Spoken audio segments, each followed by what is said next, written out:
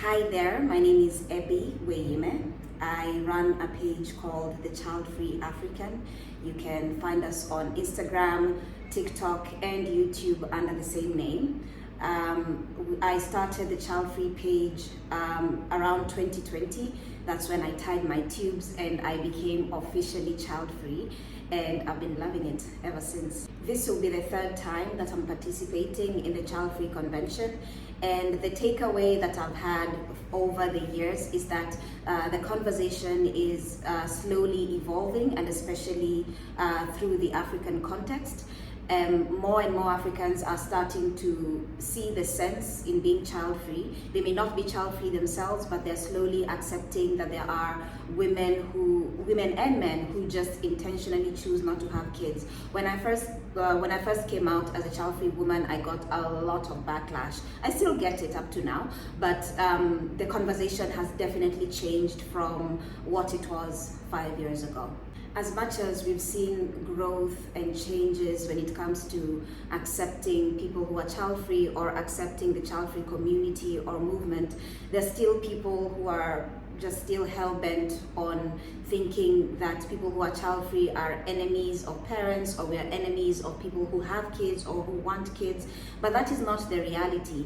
People who are child-free just want to live their life. And when we create a community for child-free people, it is seen as an attack on parents or on people who want kids, which is not the case, because the reverse is also true, in the sense that parents, mothers especially, they have special pages, special communities just for mothers, a support group for mothers. So I don't see what the problem is when child-free people create their own community, a support group, because let's face it, child-free people are very few, and it's very hard to find a community of people who understand why you're child-free. So when we create a community of child-free people, it is, to some people, it is seen as an attack on people or on mothers or fathers, which is not the case. I still have not found a way to go around it or to explain it to people. So it gets to a point I'm just like, well, believe what you want.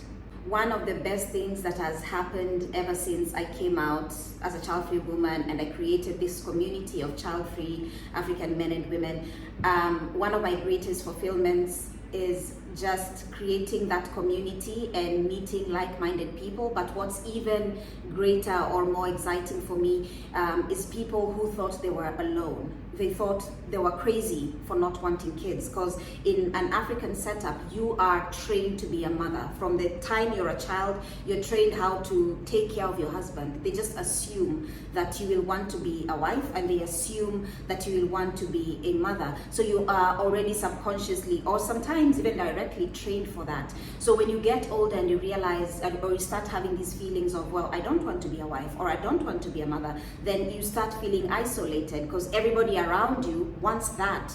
So if you are the one person who does not want that, then where do you find a community? So creating this community of child-free men and women has been very fulfilling, in the sense that I meet women who say, thank you so much because I thought I was alone. Thank you so much because I didn't even know child-free was a thing. I had this feeling that I don't want to have kids, but I didn't know that there was a name for it. I didn't know there's a community of it. I didn't even know that there are other people who think the same. I used to think I was crazy. So bringing together like-minded people and forming a community and a support group has really been fulfilling. And if I was to die today, I'd really be happy that I did that. One child-free stereotype that I get all the time is people think that child-free people are rich, or child-free people have money and they have all the time in the world, which is maybe true for some people, but for a large group of people that are found, many people are child-free because they don't have money.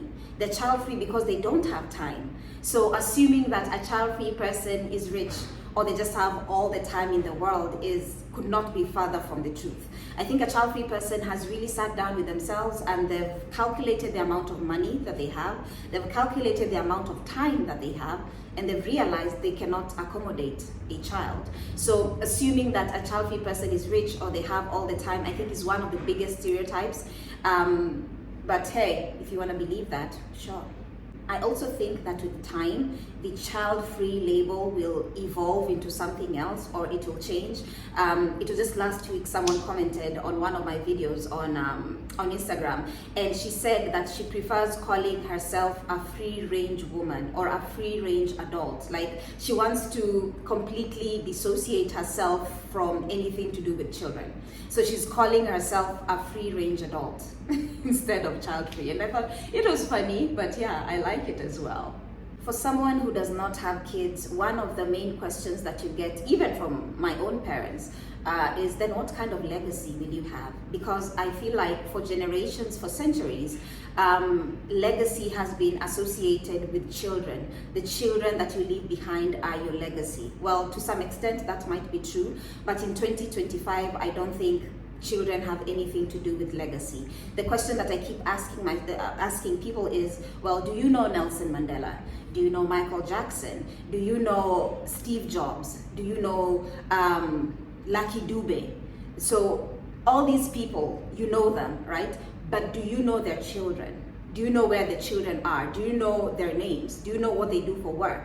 And it's the same thing, and it's the same thing with legacy. Legacy is what the impact that you have created yourself, an impact that will outlive generations. Your children are not the legacy. Yes, they might carry that legacy, but they're not the legacy. It is what you do with your time on earth that is your legacy. There's so many people that have passed on that had 10 children, 5 children, 2 children, but no one ever thinks of them. Well, do they have a legacy? Do they? Just the simple fact that they gave life, that they brought another human being to this world, is that a legacy by itself? How do I envision aging without children? Gracefully. Just me and my husband. I've been married for 2 years now, and that's the other thing as well. People think that a child-free woman does not want to get married, but those are two very different things. The fact that I've said that I am child-free does not mean that I don't want to get married. Also, people really confuse being child-free with being a lesbian, which again, those are two different things. So I am married. I am happily married. Been married for 2 years now. We both do not want children. He has kids from his previous marriage, but by the time we got married, he did not want any more children, and I also do not have any of my own. So we plan on just living a happy life without children. Really exciting. As I had mentioned earlier, you can find me on my social media handles. That is on Instagram at The Childfree African, on TikTok at The Childfree African, and on YouTube at The Childfree African.